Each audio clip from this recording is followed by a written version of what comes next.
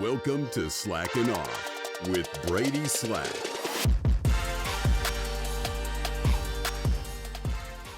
Welcome to another episode of Slackin' Off. I'm your host, Brady Slack. Today's podcast guest was someone that was introduced to me via a mutual connection, Todd Armstrong. We'll give a shout out to Todd and their group. Yeah, they do a great job. But today's guest, Rick Warner, thank you for hopping on the podcast. I appreciate it. Yeah, my pleasure. I'm super happy to be here, Brady. And I, of course, love the name Slacking Off. Love the double entendre. And to be honest, there was definitely a period of my time when in my life where I just totally loved to slack off. So there's some old memories there of like, oh, I remember what it was like to slack off. I haven't probably done that for 20 years, but it was great. Everyone always jokes. They're like, "Oh, I bet when they hear my last name, Brady Slack, they're like, "Oh, do you slack off?" Kind of. It's like if I had $1 for every time I heard that, then Sure. great. But I kind of took it the route of, okay, great. Like I don't slack off in life. I'm busy. I've Right. got a lot going on, and so do all the people that I have on the guest, and you're no exception. I'm excited to Yeah. kind of dive into a little bit about what you do now, vocationally, professionally. You're by trade. You do real estate. Dive into that. You're in California. Tell us if you don't mind again, because I do this selfishly for myself. Tell us what the markets look like, where Sure. you're at, kind of what does that look like, and what do you specialize in real estate wise there? Right. Thank you. Yeah. So I'm in Northern California, about 35 minutes north of the Golden Gate Bridge in the wine country. Super beautiful. Lucky Beautiful. to be here. And it is a semi-unique market in terms of, what kind of demand we have, our price point, the things that are, unique to where we live. We don't do hardly any building up here. So almost everything we do is resale. My specialty is in resale and residential. I don't do any commercial. I also don't do any wineries or any kind of business stuff like that. I don't do farms, which we do have a lot of. So I really specialize in making sure that the people that work with me get an awesome price on when they buy, and that we get them maximum net dollars when they sell their house. We have all kinds of tricks and things that we do to make sure that happens. But really, really, the probably the biggest thing I bring to people from a client standpoint, and I know that's what this podcast is going to be about. So if you're listening, by the way, we're not going to talk about real estate for however long, but my really big add value, first and foremost, is negotiating. I'm a poker player. I love the game. Even if you don't want to get the most price for your house, I want to get the most price for your house, and I love just having that. I love having that kind of back and forth. That chess game that you play, figuring out what can we get away with here on getting the most money for your house. So that's my big favorite thing.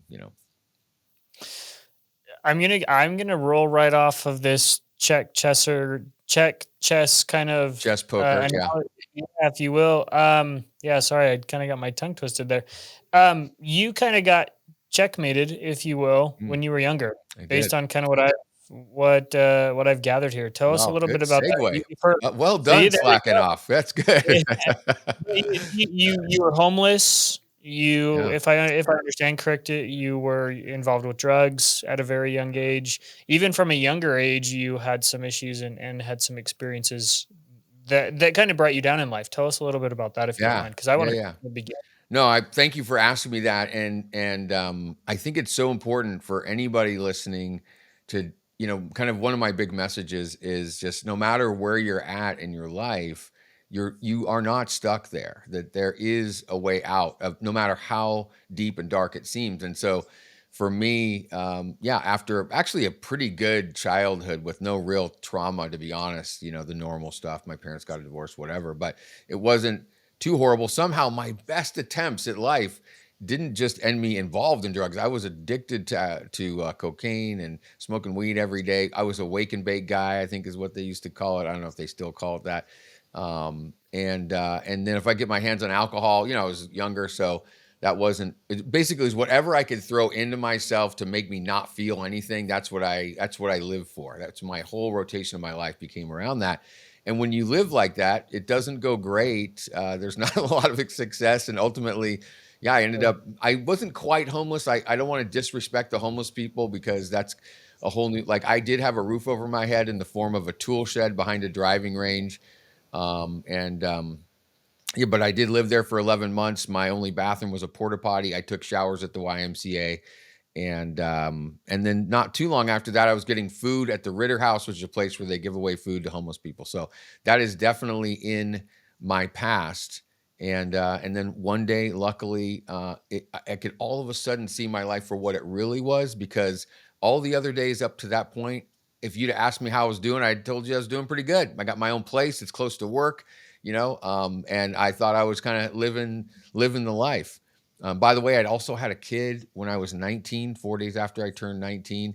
So I was like, here I am. I'm 20 years old, living in this tool shed. I'm a father of a little baby who I don't want to be a father to, and I'm terrified of what that represents, and how I'm completely unqualified, and I'm resentful too. Like, how did I end up as if I'm not responsible for creating this little life? I'm resentful, and and luckily, I had this one day where I had this, what we call a moment of clarity, where I could see my life for what it really was versus the version I kept telling myself.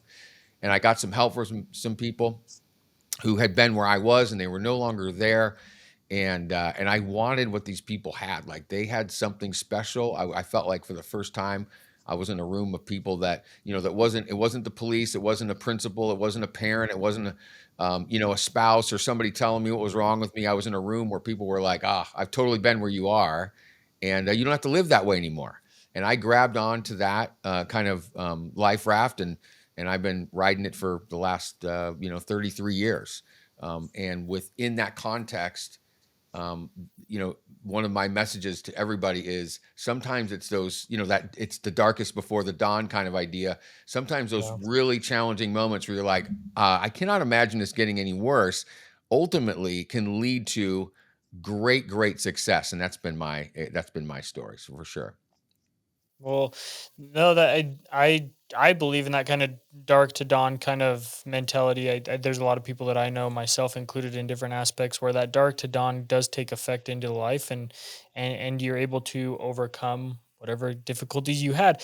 Was it now again? I'll ask a question. What was it? The drugs and the alcohol, maybe just the irresponsibility of a 19-year-old that got you into that position, or was there some other outside factor that put you into that position of So living in a tool shed on a golf course? yeah, no, I think it's a good question, because I think when you're in it, you definitely say it's an outside factor, Yeah. right? It's like a blame, blame, blame. And then when you really can start accepting responsibility for where you're at, rather than it being an outside thing and being like, oh, this is an internal mechanism. I mean, at the end of the day, for me, what it was I did not know how to deal with life on life's terms. So as life happened to me, like it happens to everybody, I didn't know how to deal with it. It seemed like everybody else got this special book that said, this is how you deal with life as it happens. And I was like, hey, where's that book? I Yeah, you didn't. don't So have a manual. my way of dealing with it was to get high until I didn't. And then, so now I kind of have the book, right? And the book is to get in there and lean in and find the people that you want what they have, and you go where they go and you do what they do. Right. So whether that's, for me, it was in a 12-step program, but then later on in life, that same formula works everywhere. So it works in business. Like, if you got a bunch of investors on here and you got people who are not quite there yet with their investors, seek out other investors, go where they go, do what they do, and you'll get what they got. I'm a big proponent, for example, of mentorship. Both having a mentor and being a mentor is so fundamentally important to being unstuck, right? But it's Yeah. important that you have those people in your life that are a resource for where you want to be. There's that saying, something like, if something about, who you are is the sum of the Uh, five people you spend the most time yep. with, right? And so that's another way of being purposeful about getting out of whatever lifestyle that you're living in. It can be changed by who you're hanging out with as well. Now, you talked about kind of this dark to dawn moment that you had where you kind of saw who you were, or I guess what you could become. Was it something like, was it a situation that you put yourself in, or was it a situation that just happened by happenstance that you were in, or You mean that you that met these moment you're talking individuals? about? The Yeah. moment where I could see myself for what I really was? Is that what you're saying? Yeah. Yeah. Yeah. So, yeah, basically, I had been up for 3 days. I had ingested all kinds of drugs and alcohol, and I was continuing to do that. And what normally would be a kind of like what Pink Floyd calls a comfortably numb place, right? That's what I was shooting for. It didn't work. It didn't matter how much I was staying at a friend's house. I broke into his parents' liquor cabinet, which of course was locked up. Broke into it, drank their Old Crow. Still nothing. I didn't even like Old Crow, but I mean, I was looking for relief, right? And so it didn't seem like no matter what I put in, it didn't seem to get me to that comfortably numb place. And on top of that, I thought I had done too much. So my heart is pounding out of my chest. I thought I'd OD'd. I probably wasn't going to make it through the night. So I was really terrified of like, oh my God, what have I done? Like, how did I get to this moment? And so it was in that moment that I had that moment of clarity, like, what are you doing, man? And also, I had had similar moments before. And I also knew that no matter how much I wanted to do something different, that the next day I was going to wake up and I was going to do it again, which sucks. Like, and so, it's like, in this book that I get a lot of my information from, it talks about a jumping off place where you couldn't see living life with alcohol or drugs, and you can't see living it without. Like you're screwed. You're totally in the middle of no man's land, and it's really a lonely place to be. This isn't a topic that I talk a lot. I understand. I've gone through addiction recovery before, so I understand the hopeless desperation, you will, while you're in that moment, and you try so hard to stop, only knowing that tomorrow I'm going to do the exact same thing Exactly. because I'm gonna need to. That internally I'm going to need to, right? Yeah, that's And right. I think one thing that I learned as I was going through this addiction recovery, I'd love to see what your thoughts are if you relate to this, is that the crutch that addiction provided me was a very temporary fix, and Right. it gave me the dopamine effect that I needed to get over whatever hurdle I was experiencing that day. But what I think I'm much more able to understand now, hopefully yourself included, is that when you lean into the struggle that you are fixing with whatever addiction you have, you receive a much higher dopamine effect without the the drugs, the porn, the alcohol, whatever that might include, Right, right? right, exactly. Yeah, I mean, yeah, so I think what you're describing is that if you can't just take something away, whatever your behavior is, right? You can't Yeah. just take that away and then not replace it with something. It's a vacuum. Yeah. Like something needs to go in there. And Mhm. so what we kind of talk about is that, there's two ways to treat alcoholism, but you could put in porn, you could put in gambling, you could put in shopping, you could put in whatever you want. It's Yeah, all the same stuff. interchangeable. There's two ways to treat it, either by doing the thing that you do, the drugs, the alcohol, the porn, the gambling, the shopping, the eating. I left that one out. But or you can replace it Yeah. with something else. And for me, it was a spiritual connection to a power greater than myself, which I 100% didn't believe existed. And in fact, as I went through the process of this recovery by doing these 12 steps, it was within the context of that I did develop this relationship with a power greater than myself that I still don't understand to this today. And it's not religion for me. For some people it is. For me, it's not that. Yeah. But what it is it's not me.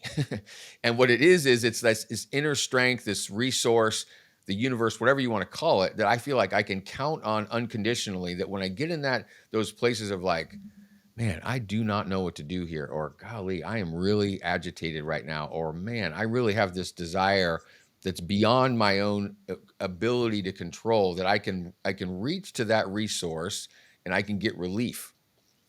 And that's just been my experience.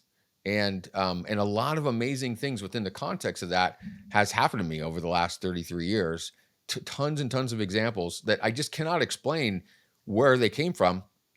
But so my relationship now is that I have this belief that there's this God, for lack of a better word, that has unconditional love for me, period. And that there's a plan for me, period. That's it. Not something that teaches me lessons. Not, I mean, there's a whole bunch of like old ideas of, for me, what God might mean. And none of those apply. I've kind of reinvented what my idea of spirituality means for me. And it works, so.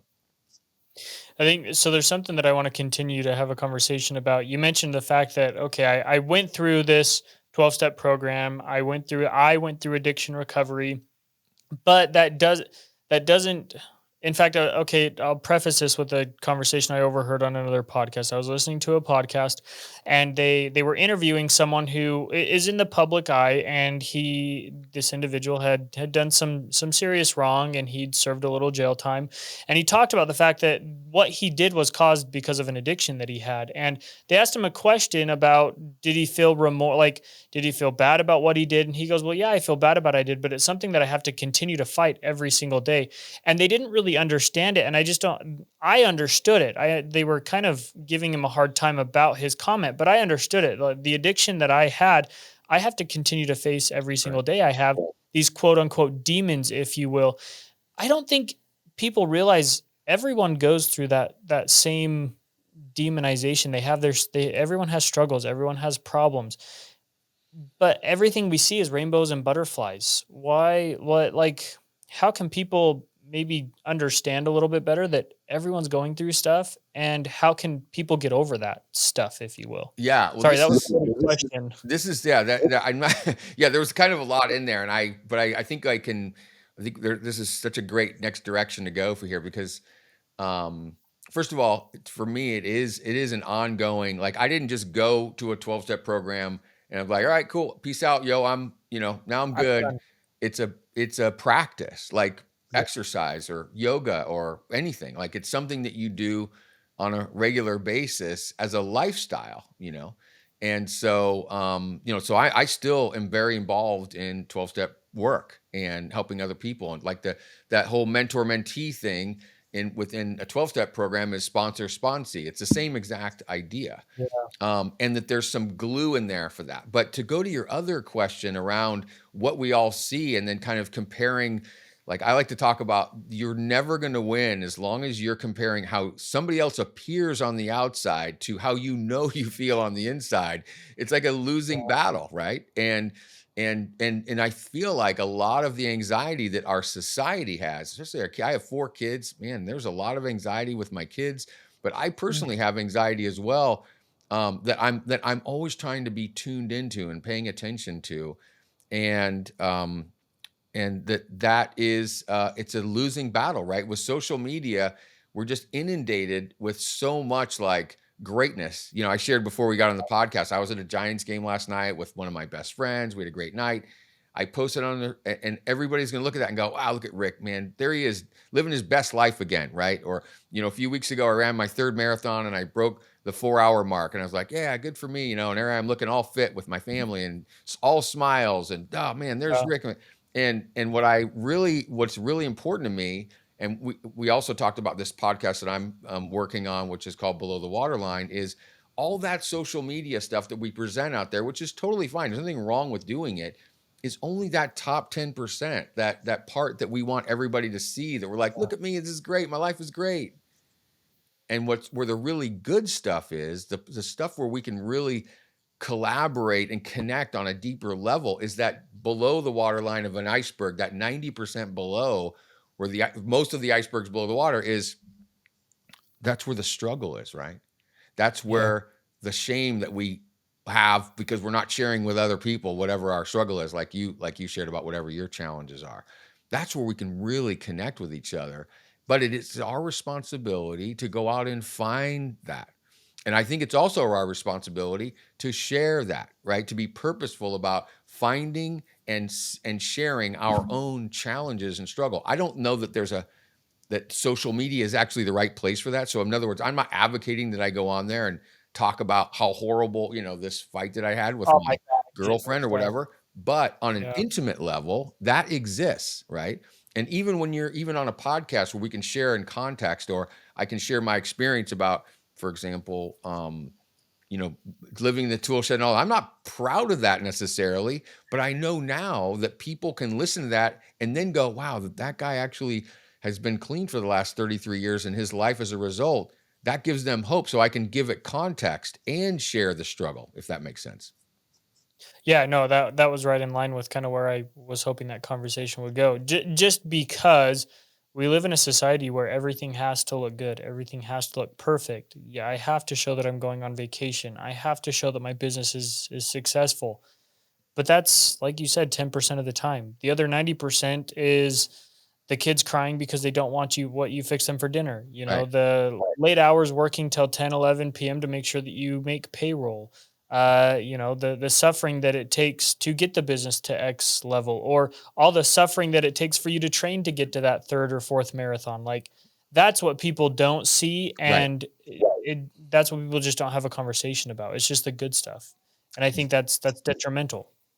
It is. It's if you don't have context, if you're only looking at that stuff, it's like this exactly what you said. You look at Michael Jordan, 6 championships, considered the greatest. I know there's a debate, but I'm with the Michael Jordan. He's the greatest of all time guy.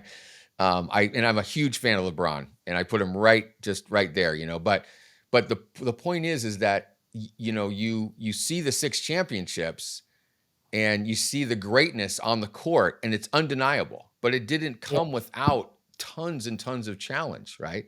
And Yeah. tons of self-reflection and failure and all the things. And so to me, like I always talk about failing forward. Mhm. I mean, I had another point in my life, you go back to career stuff, where I got into real estate in 2004, and the market at that time was super great. And between that and some, whatever, having a decent personality, I was able to put together enough deals where I bought like this really expensive house. I had 3 little babies. Things were great. I'm like, oh my gosh, I have arrived. This is it.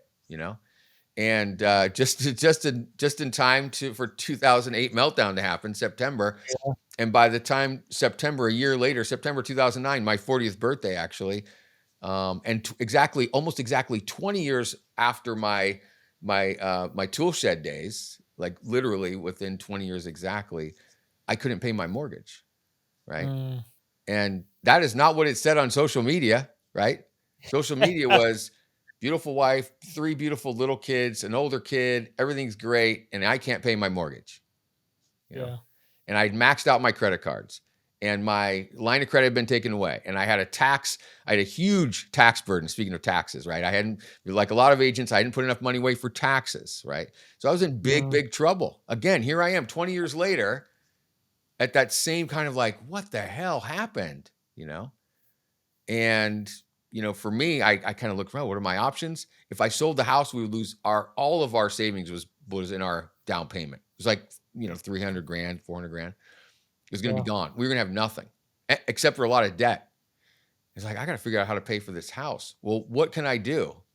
I have no other real skills, to be honest. I can't go get a CEO job somewhere. I got Yeah. to learn how to be a better real estate agent. That was my only real option. Well, how do I do that? Well, I guess I need to go out and be coached because I hadn't been. And so I spent $800 on this coaching program. And then I did what they said to do. And I learned how to be comfortable outside of my comfort zone, doing things that I didn't really want to do at all. But I really, really needed to do something. And I'm really fortunate. I only had one late on my mortgage. And a few years later, after that coaching thing, and then going, wow, coaching's really important. Being coached, I ended up being number 3 in my 175 person office just a few years later. And then 2 years later, I was number 1 in my office. And all of that because of this horrible moment I had where I was like, oh my God, I'm in big trouble here. And I've got nowhere to turn. I've got nobody that can help me in terms of like bail me out. And so Yeah. at the moment it was like, this cannot be good. And what I would say to you now is I am so grateful that moment happened, right? That I had that much struggle, just like I'm so grateful that I ended up in that tool shed. So it's like they say, success is never owned. It's only rented, and rent is due every day. Yeah. The other one, while you were talking about that, the other one that I liked, you kind of mentioned it earlier, but that is that life happens for you, not to you. Mm.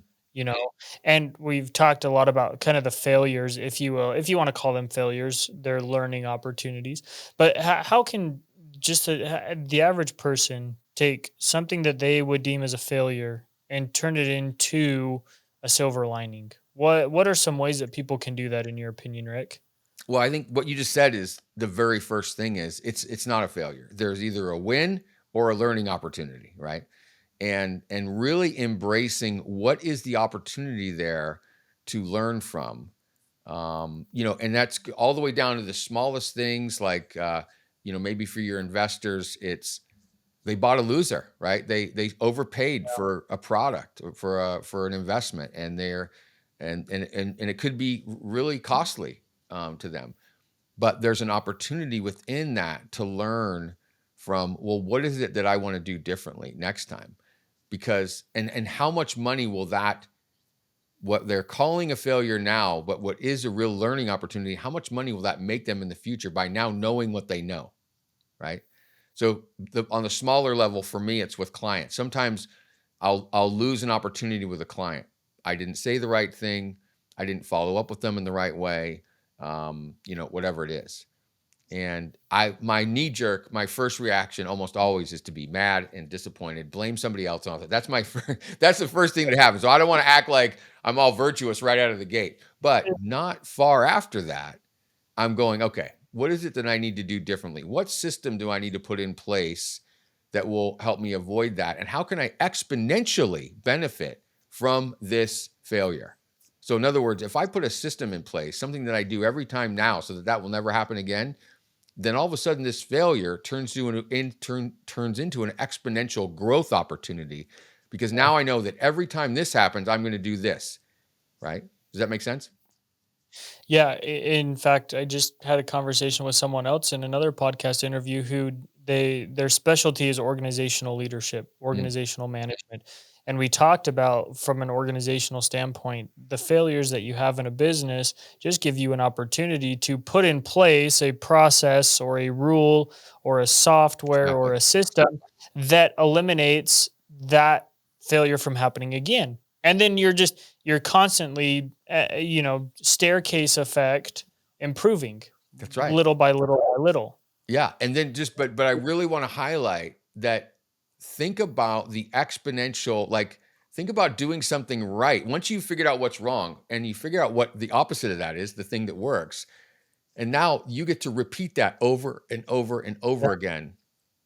Right. So like, for example, for me, maybe it's an open house. And especially when you're newer in the business, you want to do open houses because buyers are coming in, you can meet new buyers. Well, what is Yeah. the right conversation to have with people? And so for me, if there happens to be any real estate agents, I'll give you a freebie, which is this open-ended question, right? So you're thinking about moving, huh? That's my big line. You can rewind, play it back, whatever. But that one line has made me a lot of money, because that one line is the right opening conversation that's different than every other agent who's sitting there talking about themselves. I'm so great. What houses are you looking at? Everybody's asking the same question, but I'm asking an open-ended conversation starter that gets them talking about them. Well, where did that come from? That came from me failing over and over again by asking the wrong questions. Or another great example, also within the context of an open house, have a great conversation. They go, yeah, great, give me your card. And you give them your card and you think, okay, man, they're going to call me, man. That was great. We just had this great conversation. And they never call, right? Yeah. And it's not because you didn't have a great conversation or that they didn't even, like you or whatever. It's that you no longer had control over that the future of that conversation. And they were going to talk to 5 other people, and then, just human condition, a few days goes by and all of a sudden you're just blended into the background with anybody else. Now, on the other hand, if you get their information, now you have the opportunity to stay in front of people. Well, that came from lots of failure of the people thinking, like, again, this is me back newer in the business, but I'd come home and be like, oh yeah, I had a great conversation with this couple and they're going to give me a call. Did they call? No. Never Did they called. call 10 days later? No, I never. And I'm nowhere, right? Now that's a failure, but it led to a totally different way of us operating. Unless I get somebody's contact information, I did not have a great conversation with them. That's the way I look at it, right? Because now I cannot, it means nothing. I may have had a great conversation, but it will mean nothing to my business, as an example. Yeah. No, the other example that I wanted to use that kind of goes back to some things that you said is this idea of running a marathon. Now, I played soccer and I played football, but purposefully I played goalie on the soccer team and I kicked on the football team so I didn't have to run. I hate Right. running, Okay. right? Right. But I imagine that you didn't go one day waking up saying, I want to run a marathon, to running a marathon a week later. That's right. Am I right? Yeah, you're completely right. Well done. Yeah, so it's actually even funnier than that because like you, I was kind of, I'm going to say, an anti-runner, right? I was a sprinter. I love running Yes. fast, but after Yeah. 50 yards, I'm done, right? And so, I started dating a woman about a little over 4 years ago, and after we were dating a couple months, she had run marathons, right? She had run New York, she'd run the Marine Corps, and she's like, "Hey, I haven't run for a while. I'm going to go for a run. Do you want to go?" And on the inside of my head, I'm like, no, that's ridiculous and stupid. I would definitely not want to do that at all. And then I said, sure, sounds fun. And so we go out. I put on, what I guess are running shoes and, probably some like 90s basketball shorts and whatever. And we go out for this 1 mile run, 1 mile. And about halfway into it, I'm like, this is awful. This is not going to be my life. I don't even like this woman anymore. I'm not going to date her. This is bad. You know what I mean? I think I'm going to end this right at the end here of this, whatever, how I know how long we're running. And by the end, at 1 mile, I can't even breathe. My lungs, I feel like an elephant sitting on my chest, Yeah. and I don't even know my name practically anymore. And she says, how's that? I go, good. So she goes, great, because we're running a 5K in a week. I'm like, a 5K, what is that? Like 1,000 miles? What is a 5K? I don't even know what that is. So she tells me it's 3.1 miles. And because she's cute, I'm like, okay, well, 4th of July, we go run this 5K. And during the 5K, these two accountants actually promoting their business ran past us with suits and ties on, with briefcases. And I was like, those guys, I got competitive, right? And I got a watch and I started keeping track of my time. And she goes, you know that you did a 5K, you could probably do a 10K. And I'm like, oh, I don't know. That's what is that? It's 6 miles. I don't think I could do that. So it was just add a little bit at a time. Did the 10K, did the half marathon, then the pandemic. So all the races got canceled, but I organized a 20-mile run from my town to the Pacific Ocean. That was great. And then in 2021, I ran the Chicago Marathon. And I had a whole goal of 4 hours, and I completely sucked. 13 miles in, my whole body, my knees, my back, everything was horrible. And the last 13 miles was a death march. And I ran it in 5 hours and 9 minutes. And I was like, this is awful. In the middle of it, I'm like, in fact, at the end, there was a paramedic coming on the course with his like defibrillator. And he's like, sir, do you feel like your chest is hurting? Maybe you should come off the course. And I'm like, dude, my heart is the only thing working right now. So just get off the course. There was a woman who's like mid 60s, early 70s passing me at mile 23, asking me if I'm okay. Okay. That's how bad it was in the Chicago Marathon. So anyway, but fast forward, I was determined, right? So then I did the New York the next year. I got it down to 4 hours and 19 minutes. And then a month ago, I just ran San Francisco, which had 1,700 feet of elevation. And I got it down to 3 hours and 55 minutes, which was my big goal. And so now I've just hired a run coach, and now I'm going for Boston. So I say all that to say it was a lot of failure, a lot of effort, a lot of progress, a lot of feeling like I couldn't do it.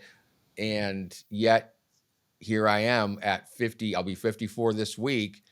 I'm running marathons. I'm just about to sign up for the Miami Marathon in January, where hopefully I can qualify for Boston and get it down to 3 hours and 35 minutes.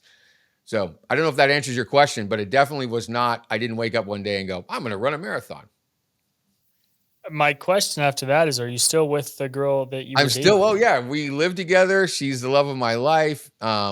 She is one of those people that, you come across these people that are just, they're so instrumental in your growth, your personal growth. Yeah.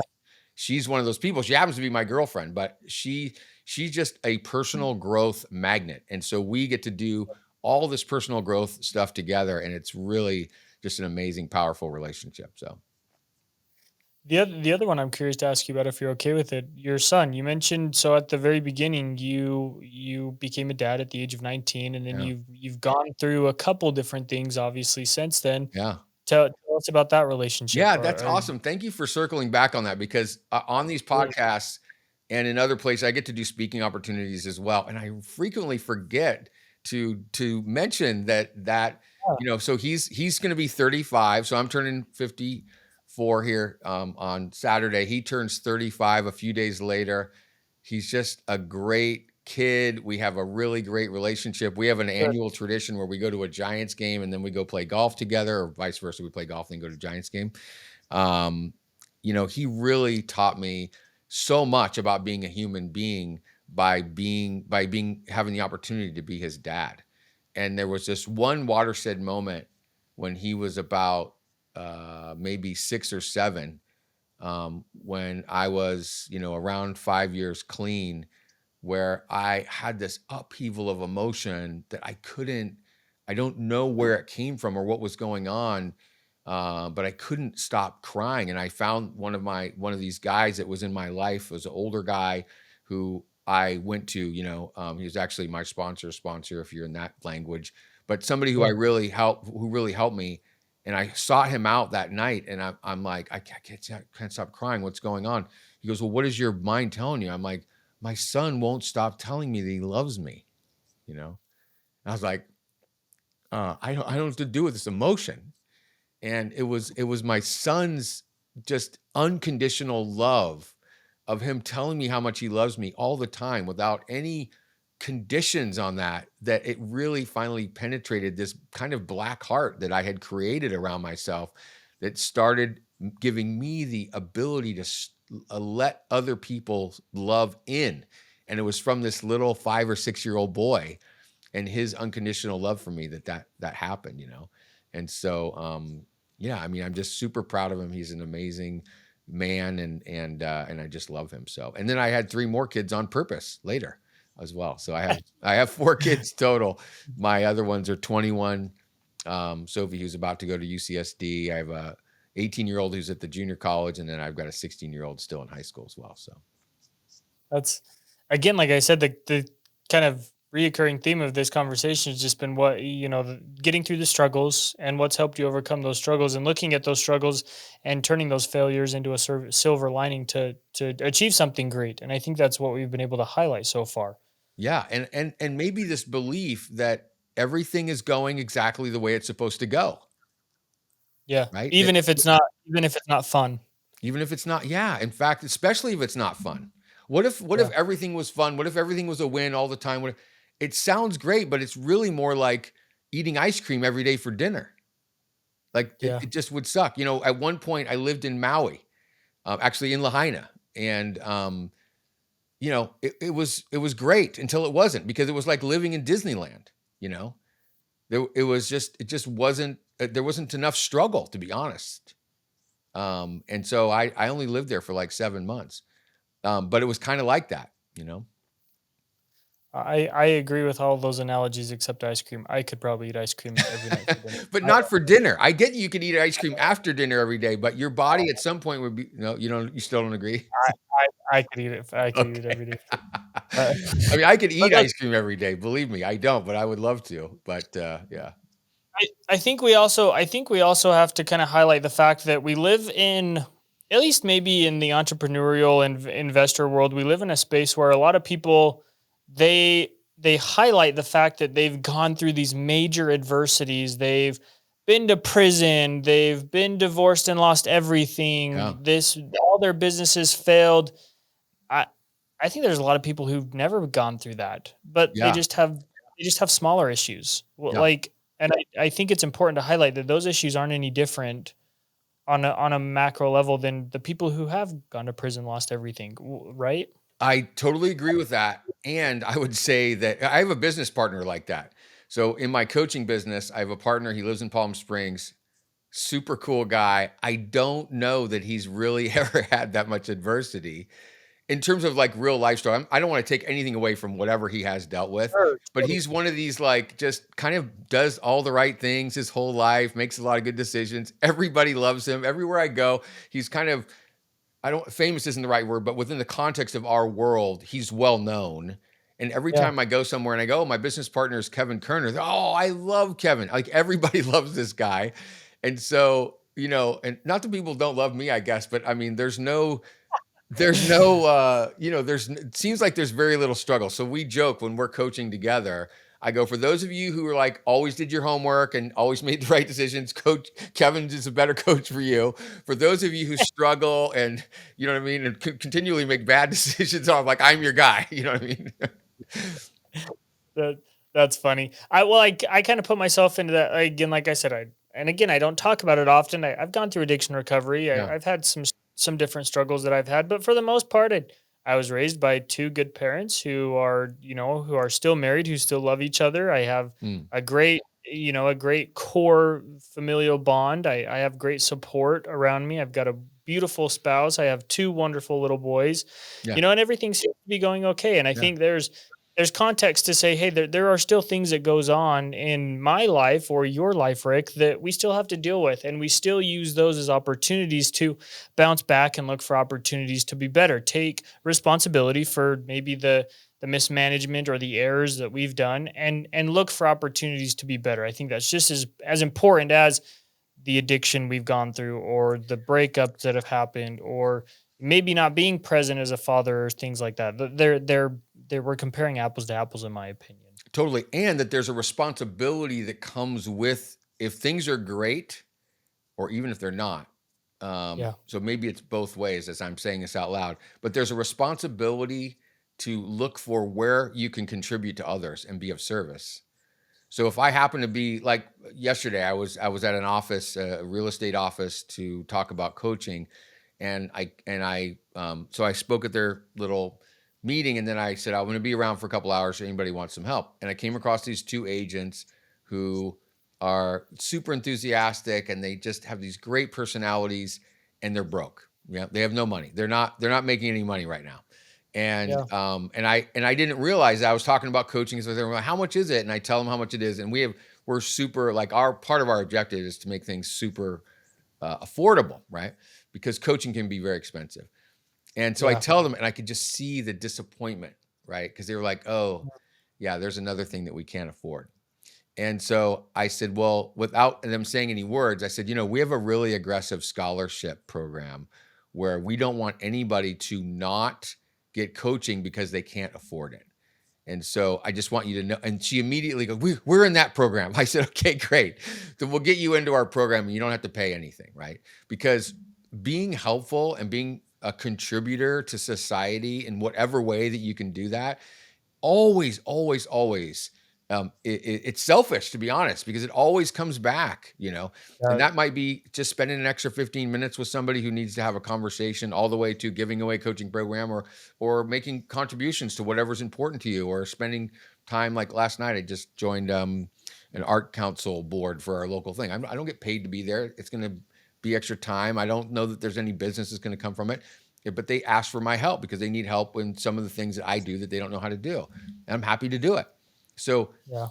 but I'm doing it selfishly. I'm not doing it like, oh, look at Rick. He's doing, I'm like, I know my experience tells me in my life that the more I'm helpful to other people, the more I'm making a contribution, the bigger my life is. It may not be dollars. It might be emotional place, right? It might be the ability to, learn something that I didn't know about myself. I mean, half the time I'm talking to people, I'm like, hey, Rick, are you listening to what you're saying right now to that person? Because it totally applies to where you need to be, right? So wherever it is. Yeah, that law of attraction, the law of reciprocity, whatever Right. energies, whatever you believe in, I believe it's true. Whatever you give comes back to you tenfold, and I've Yeah, I've that's right. experienced that. So I would like to highlight, if you're okay with it, Rick, a little bit about your coaching. Tell us a little bit about it. If people are in we kind of talked at the very beginning a little bit about your real estate business, but tell Yeah. us about the coaching. You mentioned the podcast. I want to give you as much time as you want to, unashamedly promote yourself, if you will, because I think Shameless plug. there's Okay, benefit to great. that. Well, thank you, Brad. I Yeah, appreciate it. So the podcast doesn't even exist yet. So there's not much to promote there, but it is called. I mean, I have recorded a couple episodes. My there you plan, go. probably like what you did too, is have like 10 in the can so that I can put them out on a regular basis. And our studio is actually being redone. But the podcast is called Below the Waterline. And Okay. the whole idea is to bring people on and talk about what we talked about earlier in this podcast is Good. let's go below the waterline, talk about where was your struggle, where are your challenges, What are the things that you've had to overcome so that we're creating a safe place to go to relate and go, ah, okay, good. Man, I didn't know anybody else felt like that. I'm happy that there's somebody else that was there and now they're no longer there. So that's basically going to be the theme in all kinds of areas is the plan. Now, if I've said something, so I have a coaching thing. It's for real estate agents. I don't imagine you have a ton of real estate agents on, but we do have a real estate coaching company called the Flow Academy. Our website is flowacademy.com. I'm sure it'll be in the show notes. Yep. That's easy.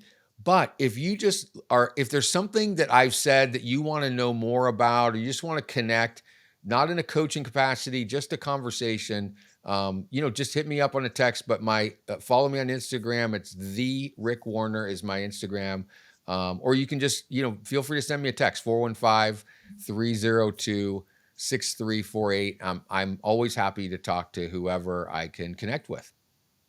No, and that's good. And we will post your contact information as well as your social media links and your website Great, in thank in the you. show notes as well, so that anyone that is interested in having a conversation with Rick or is interested in his real estate coaching group can get a hold of you there. But other than that, Rick, I do want to thank you again for the time. I think it was a really good conversation, and it's kind of funny how you haven't like I said before, there was a couple episodes ago where I talked about organizational management and leadership, and that conversation was exactly what we needed in our business at the time to figure out some kinks that we were working on and the different stages that we're going through. And this was another good conversation. There are things that, like I said before, it's not always easy to be a business owner. It's not always easy to be an entrepreneur. And there are things that you deal with, things that I've been dealing with over the course of the past couple of weeks where it's like, okay, this conversation was a good conversation, good Awesome. refresher to realize that, hey, the things that are happening are not necessarily failures, but they're opportunities to continue to grow and make that next step in business. And we all come across them. It happens more often than we'd like to admit, wouldn't, doesn't it, Rick? Absolutely. And it's just part of life. And it's like, this is the opportunity to lean into it. Don't look like, oh, I've had this again. It's like, it's an opportunity. Everything's an opportunity. Look at it that way. Yeah. Remember, life is happening for you, not to you. That's right. Right. But again, Rick, thank you for hopping on. For those listening, again, all of Rick's contact information will be in the show notes. We love it when you guys kind of respond to the episode. Tell us what you liked. Tell us what you didn't like. We're talking about failures, so tell us about our failures so that we can continually improve and provide a better show for you guys. Right. But without further ado, Rick, thanks for slacking off with me. And to those listening, this was another episode of Slacking Off. Have a good day. Thanks, Brady.